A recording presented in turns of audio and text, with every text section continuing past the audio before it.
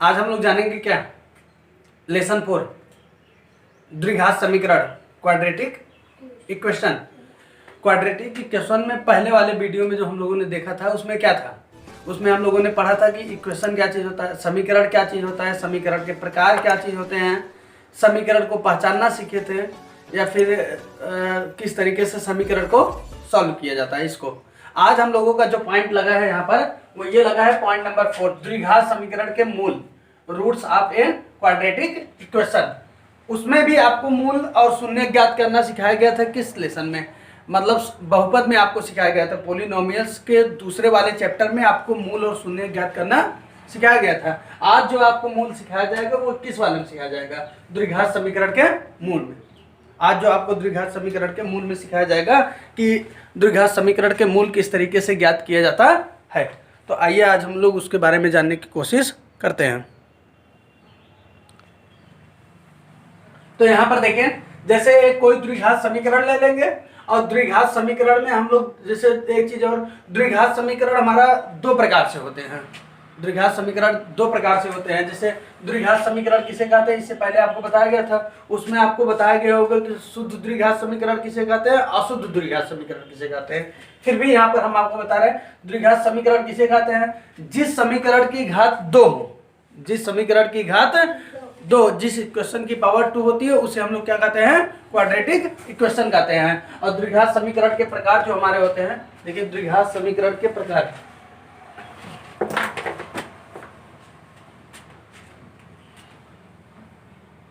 Point number 5 में द्विघात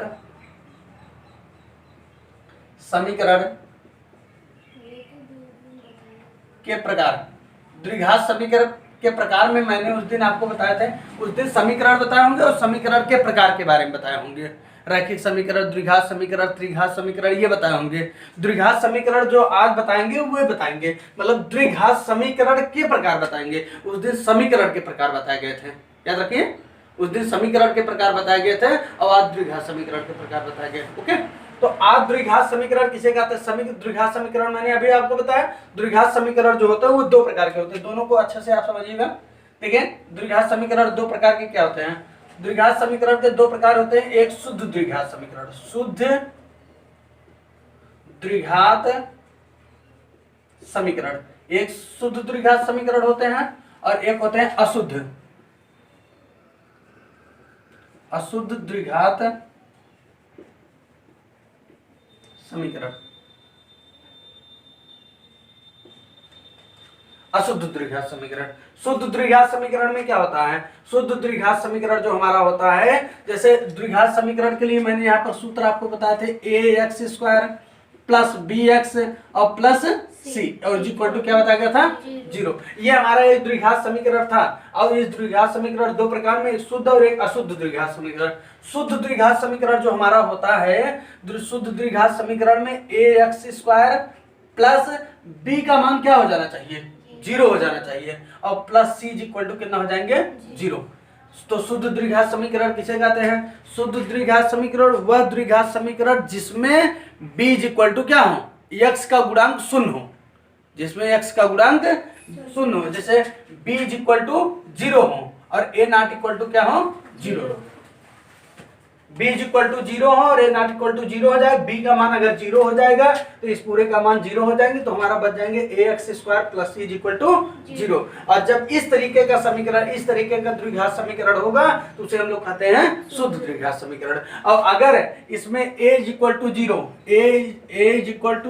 a not equal to 0 और b नॉट इक्वल टू 0 होगा, तब हमारा समीकरण ax² plus bx plus c equal to कितना आ जाएंगे, 0 हो जाएंगे। तो इसमें x का पद आ गया, मतलब इसमें द्विघात भी है और एक घात भी है, इस नाते ये मेरा क्या हो जाएगा, अशुद्ध द्विघात समीकरण। अशुद्ध द्विघात समीकरण किसे कहते हैं, जिस द्विघात समीकरण में a not equal to 0, b not equal to 0 हो, ऐसे समीकरण, ऐसे द्विघात समीकरण को हम लोग कौन सा समीकरण कहते हैं, अशुद्ध द्विघात समीकरण कहते हैं। ओके, तो ये दो चीजें हमारे हो जाएंगे, शुद्ध और अशुद्ध द्विघात समीकरण। आज हम लोग जानेंगे द्विघात समीकरण के मूल ज्ञात करना। द्विघात समीकरण के मूल कैसे ज्ञात करेंगे इसके बारे में देखिए।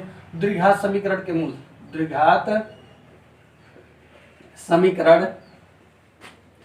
के मूल, द्विघात समीकरण के मूल का मतलब होता है कि द्विघात समीकरण का मतलब द्विघात समीकरण जिस चर मान के लिए वह समीकरण क्या होता है, संतुष्ट होता है। जिस चर मान से वह समीकरण क्या होता है, संतुष्ट होता है, उस चर मान को ही उस द्विघात समीकरण का क्या कहलाता है, मूल कहलाता है। उस द्विघात समीकरण का क्या कहलाता है, मूल कहलाता है। दो बातें, पहले तो द्विघात समीकरण के मूल किसे कहते हैं, मूल हमारे होते हैं जिस मान के लिए द्विघात समीकरण संतुष्ट होता है, जिस चर मान के लिए द्विघात समीकरण संतुष्ट होता है, उस चर मान को ही हम लोग क्या कहते हैं, द्विघात समीकरण का मूल कहलाते हैं। और एक चीज, द्विघात समीकरण है तो बेसिक है कि उसके कितने मूल होंगे, दो मूल होंगे। तो आइए हम इसको एग्जाम्पल लेकर समझते हैं। जैसे एक एग्जाम्पल ले लीजिए, यहाँ से यहाँ पर देखिए एग्जाम्पल में, जैसे द्विघात समीकरण का मूल ज्ञात करना है तो हमें यहाँ पर 2x² प्लस यहाँ पर दे दिया जाए 5, तो और दे दिया जाए कितना, इज इक्वल टू 0। अब इस द्विघात समीकरण का क्या ज्ञात करना है, मूल मतलब मान ज्ञात करना है। यहाँ पर मतलब मान ज्ञात करना। तो यहाँ देखिए इस द्विघात समीकरण का मान ज्ञात करने के लिए हम लोग क्या करेंगे, 2x², और जब हम 5 को मतलब सीधा चर का मान ज्ञात करेंगे, तो चर का मान ज्ञात करने के लिए 5 को उधर ले जाएंगे तो -5 हो जाएंगे। x² इज इक्वल टू कितना आ जाएंगे, -5/2 हो जाएंगे। अब देखिए x² इसका वर्गमूल करेंगे, देखिए दोनों पक्षों का वर्गमूल करने पर, दोनों पक्षों का वर्गमूल करने पर देखिए x इज इक्वल टू हमारा आ जाएंगे कितना, √ प्लस माइनस, और यहाँ से हो जाएंगे -5 कितना हो जाएंगे, 2। अच्छा ये बताइए आप एक बात, यहीं पर आपको परमेय और अपरमेय पढ़ाया गया, वास्तविक और अवास्तविक पढ़ाया गया। बताइए ये वास्तविक है अवास्तविक है, काल्पनिक संख्या आपको पढ़ाई गई। काल्पनिक संख्या किसे कहते हैं, 2 वाले लेसन में पढ़ाया गया था। काल्पनिक संख्या है, क्यों, क्योंकि कड़ी के अंदर का मान क्या है, ऋणात्मक में है। कड़ी के अंदर के मान क्या है, ऋणात्मक में, इस नाते ये काल्पनिक संख्या है। तो ये हमारा देखिए x के हमारे दो मान प्राप्त हुए। एक मान हमारा x इक्वल टू प्लस √ यहाँ पर 5 -5 कितना 2, और एक हमारा कितना आ गया -√ -5। तो ये चर का मान होता है, समीकरण का मूल हमारा क्या प्राप्त हो गया, एक x इक्वल टू प्लस √ -5/2 और एक -5/2। ये तो हमारे किसके लिए था, मतलब कि शुद्ध द्विघात समीकरण था, इस नाते इसको हम लोगों ने पक्षांतर करके हल करके निकाल लिए। लेकिन अगर अशुद्ध द्विघात समीकरण दिया होता तो फिर उसके लिए हम लोग क्या करते हैं, अशुद्ध द्विघात समीकरण जैसे यहाँ पर दे दिया जाए एग्जांपल, द्विघात समीकरण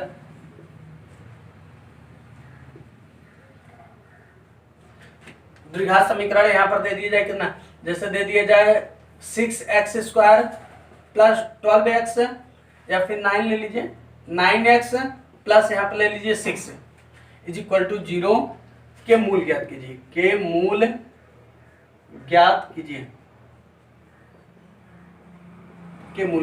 अब बताइए इसका मूल ज्ञात करना है, द्विघात समीकरण 6x² plus 9x plus 6 is equal to 0 के मूल ज्ञात कीजिए। इसका मूल ज्ञात करना होगा तो फिर हम लोग कैसे ज्ञात करेंगे, इसका मूल ज्ञात करने के लिए देखिए हम लोग इसको सॉल्व करेंगे।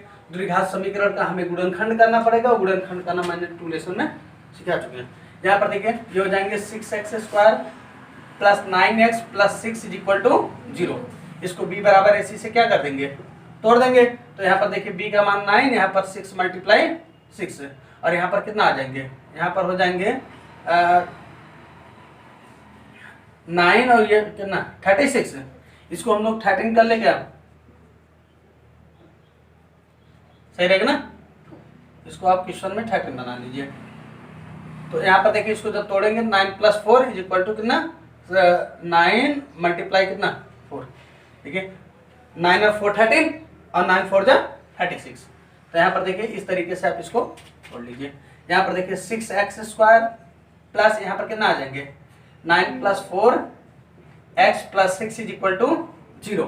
यहाँ पर 6x² plus 9x plus 4x plus 6 is equal to 0। इन दोनों में से देखें 3x हम लोग कॉमन कर लेंगे तो मेरे पास बचेगा 2x प्लस 3, और यहाँ से 2 कॉमन कर लीजिए तो 2x plus 3 is equal to कितना आ जाएंगे 0।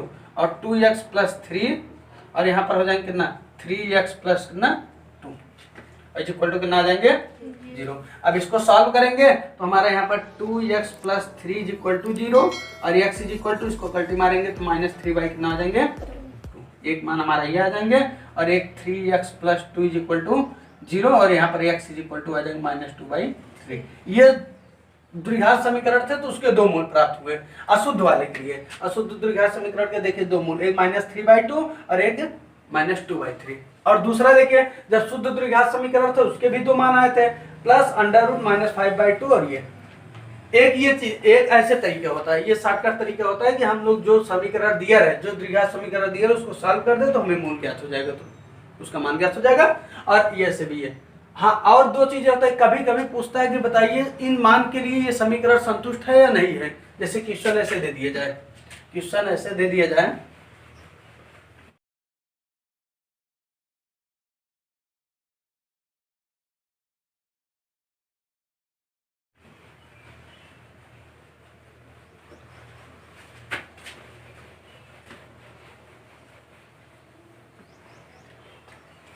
समान और असमान पहचानना है। जैसे कोई द्विघात समीकरण दिया रहेगा,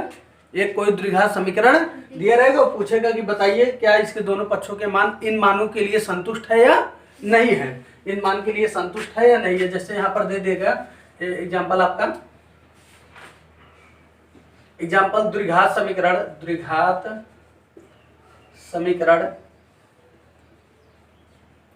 समीकरण आपका दे दिया जाए x² प्लस यहाँ पर दे दिया जाए 7x प्लस यहाँ पर दे दिया जाए कितना 10 दे दिया जाए। ओके इज इक्वल टू कितना दे दिया जाए 0 में क्या x बराबर 2 -2 रखने पर -2 और -5 रखने पर, या फिर एक दूसरा चेंज करके ले लीजिए 7 ले लीजिए, रखने -7 रखने पर समीकरण संतुष्ट है, समीकरण संतुष्ट है या नहीं। तो अब देखिए इसमें सेकंड क्वेश्चन यही आपका बनता है। इसको सॉल्व करने के लिए कुछ करना नहीं है, आप समीकरण लिखिए +7x + 10 इज इक्वल टू 0। दो ऑप्शन आपके पास, या तो आप इस द्विघात समीकरण को सॉल्व कर लीजिए, सॉल्व कर लेंगे तो आपको ऑलरेडी दोनों मान ज्ञात हो जाएंगे, तो आप तुलना कर लीजिए कि हमारा वो दोनों मान है या नहीं है। यह तो हमारे पास सेकंड ऑप्शन बचता है कि आप इसको क्या करिए रख लीजिए। रखने के लिए देखिए यहाँ पर रखिए x बराबर -2 रखने पर, x बराबर -2 जब रखेंगे आप तो -2 का स्क्वायर +7 -2 + 10 इज इक्वल टू कितना 0। यहाँ कितना हो जाएंगे 4 माइनस कितना 14 + 10 इज इक्वल टू कितना 0। यहाँ पर हो जाएंगे 14 - 14 is equal to 0। 0 is equal to 0 बता देंगे कि समान है, समीकरण क्या है समान है। किसके लिए x बराबर -2 के लिए। अब दूसरा वाला चेक करना हो तो यहाँ पर देखिए पुनः x² + 7x + 10 is equal to 0। अब यहाँ देखिए x बराबर -7 रखने पर तो यहाँ पर देखिए -7 का स्क्वायर प्लस यहाँ पर आ जाएंगे 7 - 7 + 10 इज इक्वल टू 0। और यहाँ 7 का क्या करेंगे स्क्वायर करेंगे तो -49 आ जाएंगे +49 और माइनस कितना 49 + 10 इज इक्वल टू कितना 0। ये कर जाएंगे तो आपका आ जाएंगे 10 इज इक्वल टू 0। संतुष्ट है, लिख देंगे संतुष्ट नहीं है, संतुष्ट नहीं है मतलब बता देंगे असमान है। x बराबर -7 के लिए असमान है और x बराबर 2 के लिए क्या है। तो दो ही टाइप के क्वेश्चन आएंगे, एक आपको द्विघात समीकरण दिया रहेगा तो उसका मूल ज्ञात करने की बात करेगा, तो आप मूल ज्ञात करने के लिए कुछ ज़्यादा कुछ करना नहीं है, सिर्फ आप क्या करना है वो मान रख के चेक करना है। ये तो फिर द्विघात समीकरण दिया रहेगा तो उसको सॉल्व कर लीजिएगा। हम एक दो क्वेश्चन आपको बुक से बता दे रहे हैं। हमारा ये दो एग्जाम्पल लेते हैं, एक ये और एक ये। पहला एग्जाम्पल देखिए, समीकरण 3x² - 4y² 4y² is equal to 11 में यदि x बराबर 2 हो तो y का मान ज्ञात करिए। तो y का मान ज्ञात करने के लिए क्या करेंगे, x वाला मान पुटअप कर देंगे और उसको सॉल्व कर लेंगे। देखिए इसको सॉल्व करने के लिए आपको क्या करना है, यहाँ पर 3x² minus 4y² is equal to 11। यहाँ x बराबर 2 रखने पर, x बराबर 2 रखें 3 2 का स्क्वायर माइनस 4 यहाँ पर हो जाएंगे कितना y², y का मान ही ज्ञात करना मुझे।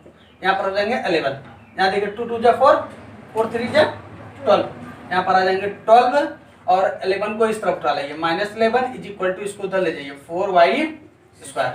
अब इसको सब्ट्रैक्ट कर दीजिए, कितना आ जाएंगे 1 और 4 को इधर लाएंगे तो बटे में हो जाएंगे और इज इक्वल टू कितना हो जाएंगे y²। अब इसको सॉल्व कर लीजिए, दोनों पक्षों का